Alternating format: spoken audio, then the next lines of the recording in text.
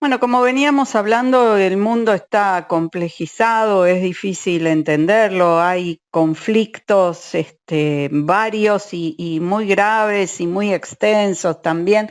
Está con nosotros un analista geopolítico, se trata de Cristian Lamesa, que no solo es analista geopolítico y analista internacional, sino que también es embajador de la Sociedad Rusa Conocimiento y se especializa mucho en el análisis de Rusia, de la ex Unión Soviética.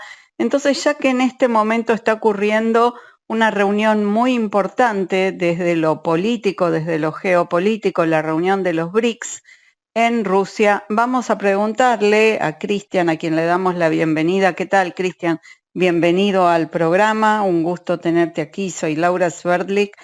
Cristian, ¿cuál es tu lectura de esta reunión que, bueno, ha juntado a Putin con el presidente de China y ahora estuvo llegando recientemente Nicolás Maduro también? ¿Qué significa hoy el bloque de los BRICS? Bueno, primero, un gusto para mí estar hablando con vos y con la audiencia de tu programa, Laura. Agradezco muchísimo la invitación y por supuesto que a mi modo de ver, esta reunión, la 16ª reunión del grupo BRICS, ya podríamos decir BRICS más, dado que a comienzos de este año fueron incorporados países como Irán, Emiratos Árabes Unidos, Egipto y Etiopía, y está ahí definiendo el ingreso también a Arabia Saudita.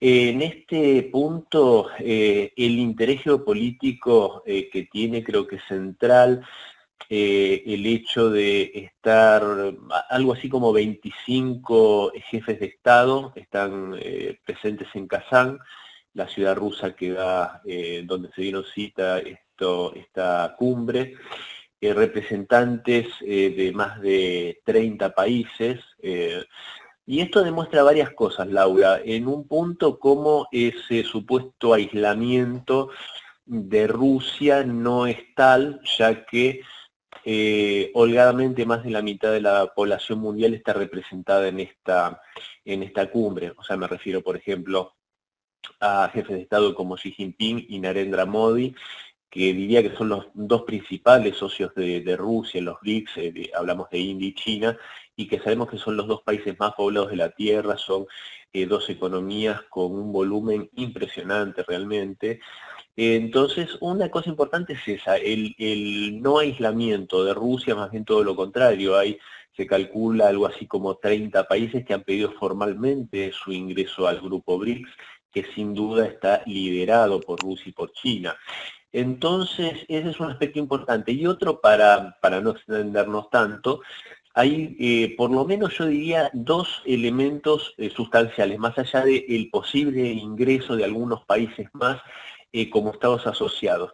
Y es que se define en esta reunión dos mecanismos de comercio internacional, que son el BRICS Bridge, bridge la palabra de El puente en puente. inglés, exactamente, que define mucho, muy simbólico eso, que lleva ese nombre, y el otro el BRICS Pay.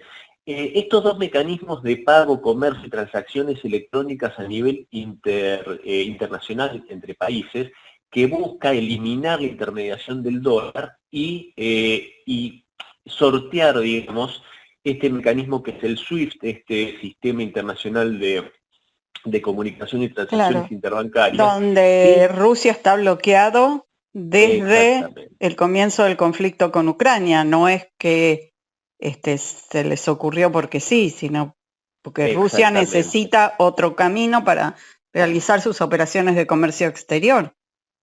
Exactamente, que de hecho, Laura, al día de hoy ya el 65% del comercio entre países del grupo BRIC se realiza en monedas locales. Solo el Ajá. 35% se sigue haciendo en dólares y va disminuyendo ese volumen.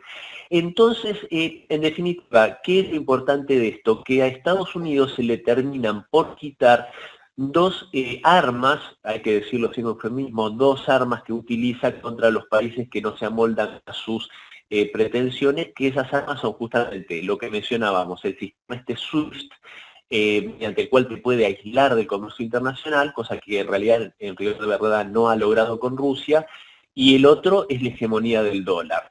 Ya que también estaría gestándose una moneda propia, una moneda de transacciones entre países que estaría sostenida, digamos, representada en un 40% de su volumen en oro físico, que hay que recordar que Rusia y China tienen las principales reservas del mundo de oro físico, y en el 60% restante respaldada en las monedas nacionales de los países integrantes del grupo. Por eso, en rigor de verdad, esta cumbre va a definir cuestiones tan centrales que creo que van a ser lo que justamente va a definir las próximas décadas, y no sé si no el próximo siglo, siglo y pico, tal como lo dijo Xi Jinping cuando se despidió del presidente Putin en su última visita a Moscú, que le dijo: estamos construyendo el mundo de los próximos 200 años. Bien, Cristian, mientras esto sucede en Rusia, nos pasamos al otro campo, a los Estados Unidos. El 5 de noviembre va a haber elecciones, ahí se enfrentan dos candidatos muy fuertes que prácticamente van empatados. ¿Cuál es la lectura que vos hacés? ¿Ya hay alguno tiene más chance que el otro? Es muy buena tu pregunta, Laura, y la respuesta no es para nada sencilla. ¿Por qué? Mira, si vos me preguntás qué considero yo en circunstancias normales, es que la victoria sin duda va a estar en manos del republicano, del expresidente Donald Trump. Esto lo baso en lo siguiente, brevemente.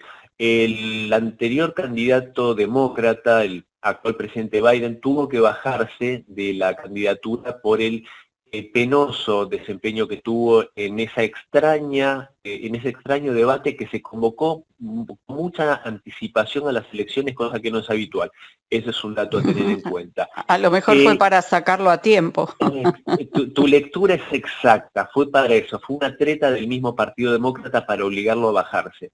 Ahora bien, Kamala Harris no gozaba de ninguna popularidad, y automáticamente al ser elegida candidata, de una forma mágica pasó a liderar las encuestas, cosa que sabemos que a veces las encuestas hablan de la opinión pública y otras veces tratan de condicionarla. Sí. En este sentido hay que recordar un atentado concreto contra la vida del presidente Trump y otros intentos que fueron abortados, pero es algo inédito, 3 intentos de asesinato de un candidato, que sabemos que en Estados Unidos los magnicidios son habituales, pero no 3 en la misma campaña. Entonces, ¿a qué voy con esto? Ahora las encuestas finalmente están revelando que en todos los swing states, en esos estados péndulo, que son los que definen las elecciones, Georgia, Arizona, Pensilvania, en todos está por lo menos unas décimas por encima de Donald Trump. Entonces, acá la pregunta es la siguiente. Yo sinceramente creo que si las elecciones son transparentes, la victoria va a estar en manos del republicano. Ahora hay que ver la otra situación, y es si llega a si no hay un nuevo atentado que logre tener éxito, porque a ver, el primer atentado fue llamativa la inoperancia del servicio secreto, parecía que era Pero terminaron matando a una persona, es decir, si esto hubiera sido preparado, no son fundamentalistas árabes los norteamericanos, o sea, mataron a 2 personas, a 2 hermanos. El atacante mató a una persona del público que era un bombero. Un padre de familia que estaba ahí con su mujer y su hija. Exactamente, y el que hace el atentado, que era un joven de 20 años, si no me equivoco, es abatido, y todavía está en duda si es abatido por policía del lugar o por el servicio secreto. Cuando yo digo se dejó hacer, digo que a este hombre estaban avisando que había un hombre arrastrándose con un arma en un techo, le avisaban al servicio secreto y el servicio secreto pedía autorización para dar de baja a esta persona porque decía que todavía no era una amenaza. Esto confesado por mismo la directora, que tuvo que renunciar del servicio secreto. Sí. Por eso yo decía el dejar hacer.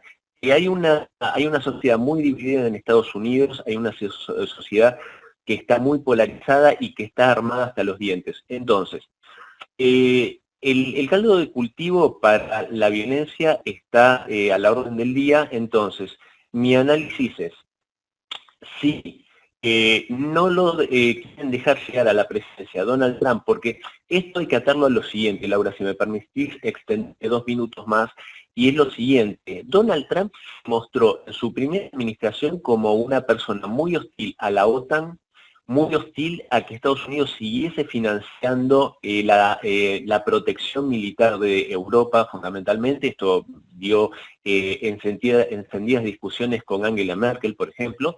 Y otra, él se mostró muy hostil al complejo militar e industrial norteamericano, que todos sabemos el enorme poder que tiene. Estos son intereses muy grandes que, por supuesto, el eliminar a una persona en base a estos intereses no sería algo descabellado. El otro escenario es que haya una ingeniería extraña en las elecciones que muestren un triunfo de un candidato que en realidad no sería el victorioso. Yo en cualquiera de esos dos escenarios, Sí, hay que recordar lo que pasó en enero de, sí, de de 2021. exactamente en el En Capitolio. realidad el que no aceptó el resultado fue el propio Trump. Ni al día de hoy reconoce la victoria de Biden. Ese es un hecho bastante interesante. Tal cual. Y también el Hubieron, hecho de que él ganó por el colegio electoral, porque en rigor tuvo bastantes menos votos que Hillary Clinton. eso que vos decís es muy cierto, y también es algo que el mismo Estados Unidos debería rever, ese sistema muy extraño que tiene de colegio electoral, que por un voto se gana un estado y todos los electores de ese estado pasan a la cuenta de el que ganó, que haya sido por un solo voto. Es un sistema muy imperfecto, muy poco transparente, pero que bueno, que da lugar a todo esto. Y vos sabés que ahora, sin desviar, hubieron unas elecciones en Moldavia y pasó algo muy extraño, porque se previsitaba también el ingreso de Moldavia a la Unión Europea, Y sí, y ganó por muy poco. pero a la noche había triunfado el no, y a la mañana nos amanecimos con el triunfo del sí por apenas unas décimas. Pero ¿qué votos habían llegado y generado esa victoria? Casualmente los votos por correo, los votos emitidos en embajadas de moldavos en Europa y en Estados Unidos. Esto me hacía acordar a los votos por correo en Estados Unidos, que en los estados donde iba teniendo una mala performance Biden, de repente llegaban los votos por correo y se revertía la situación. Entonces, en cualquiera de los casos, yo lo que sí creo es que esos votos que llegaron por correo y que cambiaron el resultado de las elecciones de forma un poco sorpresiva para algunos analistas, lo que espero es que sinceramente no ocurra en el Estados Unidos de hoy, que te decía, esa sociedad tan polarizada y con tanto recurso al arma y a métodos violentos. Lo vemos en los tiroteos que hay en las escuelas, en centros comerciales permanentemente. Es una sociedad muy violenta. Que no vaya a ocurrir en ese contexto que haya un intento de asesinato que finalmente es exitoso contra el presidente Trump, o que haya una manipulación del resultado, o que por lo menos un sector de la sociedad entienda que haya una manipulación, porque cualquiera de esos dos escenarios creo que pueden llevar a un estallido de violencia que, bueno, a ver, los historiadores dicen que la situación actual podría asemejarse en alguna medida al escenario previo a la Guerra Civil Norteamericana, allá por la década del 60 del siglo 19. Ojalá nada de eso ocurra. Estados Unidos hasta ahora fue el faro de la democracia mundial, y sus instituciones, en términos generales y sin ir al detalle, eran modelo. Esperemos que todo esto se sustente para tener un mundo libre, un mundo sin autoritarismos, y donde el voto ciudadano tenga realmente el valor que las constituciones le otorgan. Cristian, tenemos que ir cortando. Un placer hablar contigo. Muy interesante todos tus enfoques. Así que en cualquier momento volvemos a convocarte y hablar de temas tan variados como todos los que manejas. Muchísimas ¿Cómo no? gracias, Con, Cristi. con todo gusto, Laura, el agradecido soy yo por la convocatoria y siempre que así lo consideren voy a estar a disposición. Hablamos con el analista geopolítico Cristian Lamesa. Chau, Cristian, hasta la próxima. Chao, un abrazo.